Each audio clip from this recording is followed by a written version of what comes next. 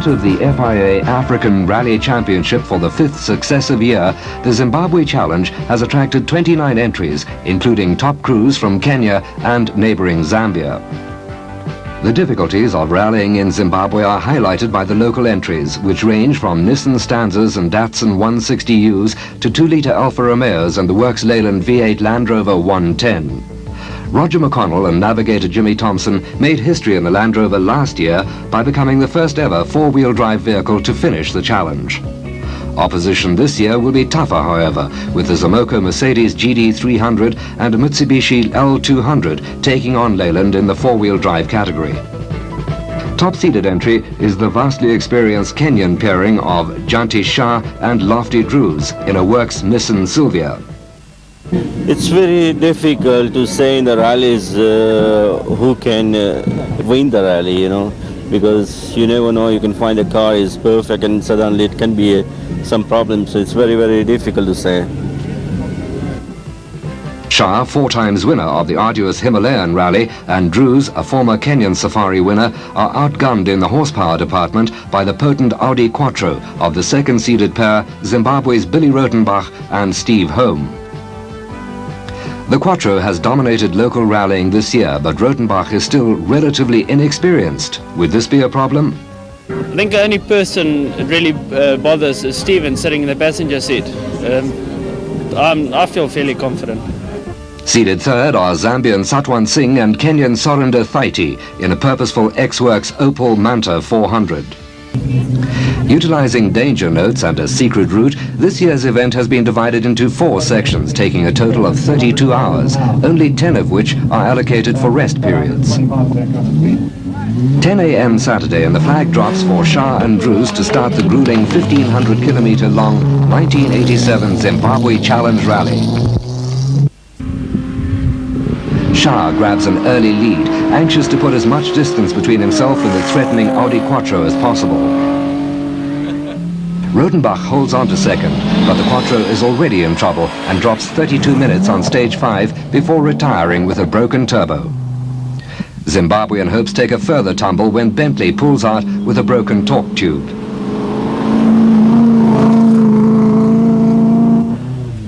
Satwan Singh inherits second spot from the Quattro.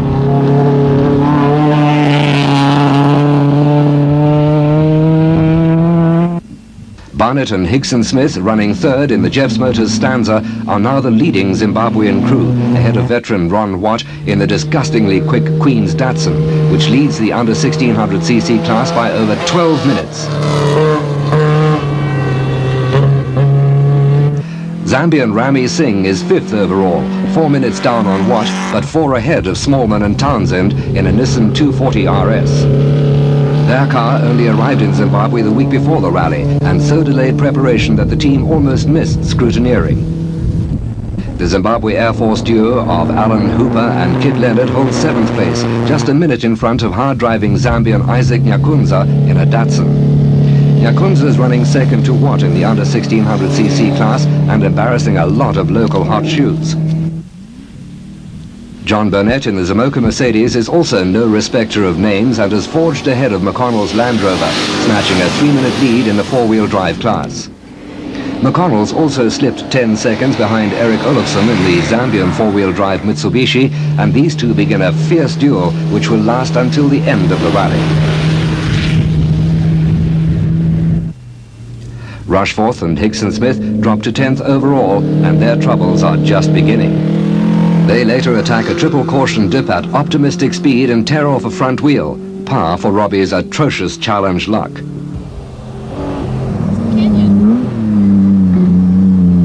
Out in front, Shah is trying all he knows to pull away from Singh, but the tenacious Zambian matches Shah's best times, and the Manta is beginning to look a serious threat to Kenyan dominance.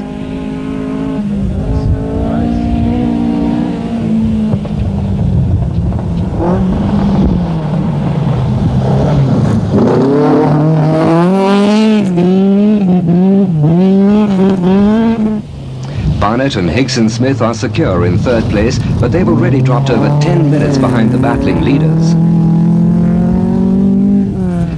Third fastest time on 2 of the stages, despite a rapidly developing clutch problem, has moved Doug Smallman's Nissan 240 RS up to 4th place, a scant 40 seconds ahead of Rami Singh.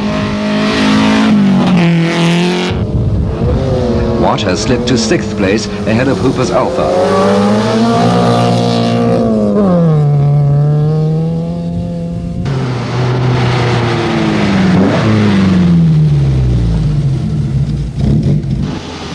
McConnell has accepted Burnett's cheeky challenge and wrestled the brutish Land Rover back into the lead of the 4-wheel class, elbowing aside a threat from Malcolm Church's Datsun in the process. The Sheraton Hotel, Harare, 9 o'clock Saturday evening, and the start of Section 2.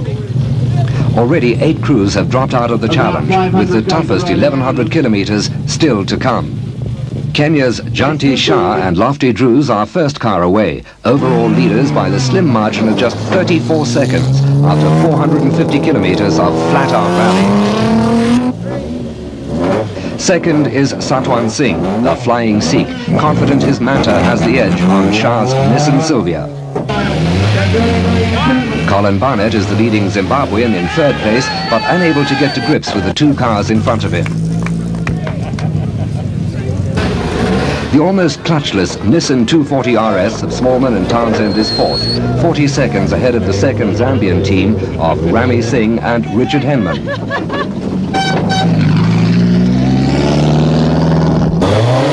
Ron Watt and Ted Coetzee are an impressive 6th overall and comfortably lead the under 1600cc class. Disaster strikes Shah on stage 2 when the Nissan Silvia shears its crankshaft pulley. The Kenyans are out. At the Sunday morning restart for Section 3, Satwan Singh holds an almost unassailable lead of 33 minutes over second-placed Ron Watt. Third is Smallman, 1 minute behind Watt and determined to catch the white Datsun on the daunting 270-kilometer-long sweep down through the Hondi Valley. Rami Singh and Richard Henman hold 4th for Zambia, 2 minutes ahead of Zimbabwe's Hooper and Leonard in their unlikely Alfa Romeo rally car. Olofsson and Nightingale in the Mitsubishi L200 have seized the 4-wheel drive lead from McConnell and Thompson, but the Leyland pair are a long way from giving in.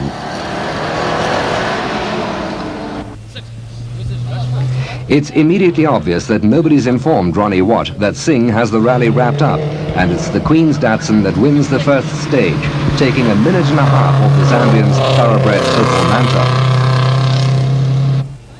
Abe Smith, in the recovering Stanza, continues the David and Goliath act by clocking fastest time on the hair-raising Hondi Valley stage to leave Singh trailing by 2 minutes. But the flying Sikh recovers to win the final stage of Section 3 and increases overall lead to 48 minutes.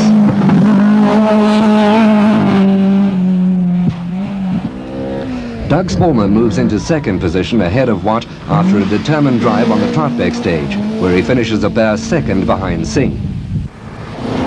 Cooper and Leonard are 5th, with Olofsson and Nightingale still holding off the Land Rover 6th.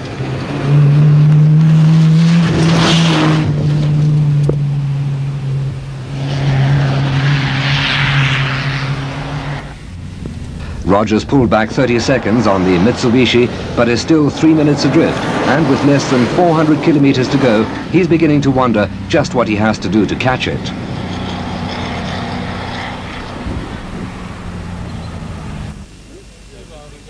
The Rhodes Hotel is the final rest halt before the return leg to Harare, and only 10 battered and weary survivors check in.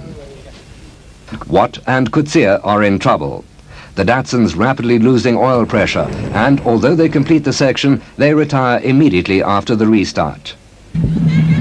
Satwan Singh's secure in the knowledge that only mechanical failure can rob him of his 2nd challenge win, but is still pressing on quickly enough to increase his lead.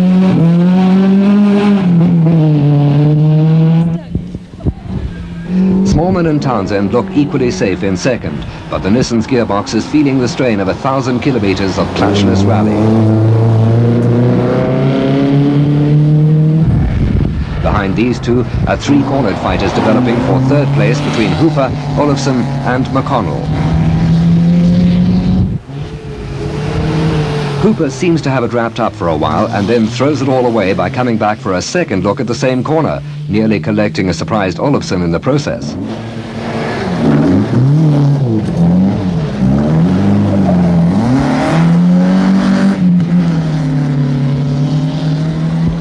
McConnell and Thompson are gradually losing ground to the Mitsubishi and look in serious danger of losing the four-wheel drive trophy to the Zambians. Singh makes a hurried service stop after suffering an electrical fire in the Manta's starter motor. The damage is minimal and the Turban Sikh is able to restart quickly, still managing third fastest stage time.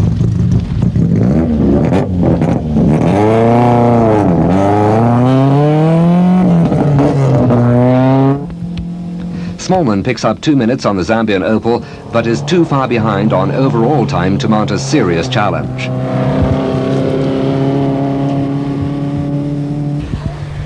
Alan Hooper, going the right way this time, has recovered well and holds third place, 3 minutes ahead of the Mitsubishi.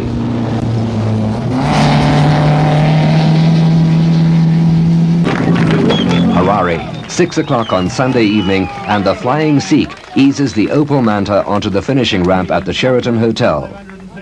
Singh and navigator Surinder Taithi have turned in a highly professional performance, pushing Shah hard whilst he was leading and easing up after the Kenyan dropped out. For Satwand, a second victory and a fine personal triumph after the disaster of 1986. Second place and first Zimbabwean crew home, Doug Smallman and Brian Townsend, in the factory-supplied Nissan 240 RS. Clutchless almost from the start, Doug was further handicapped by the car arriving in Zimbabwe without the correct competition close ratio gearbox. The consequent rev drop during gear changes made the car difficult to drive quickly. Second place speaks volumes for Smallman's curious mixture of patience and aggressive driving. A fine third place for the talented Alan Hooper and navigator Kit Leonard in the car nobody thought would finish.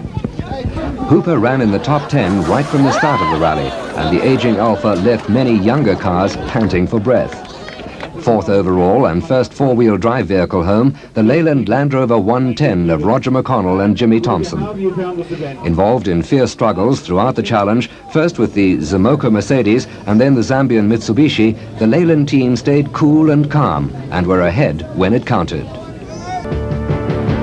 The most punishing challenge rally yet. And with only 7 finishers from 29 starters, the Zimbabwe Challenge is building a reputation for toughness to rival the Kenyan Safari.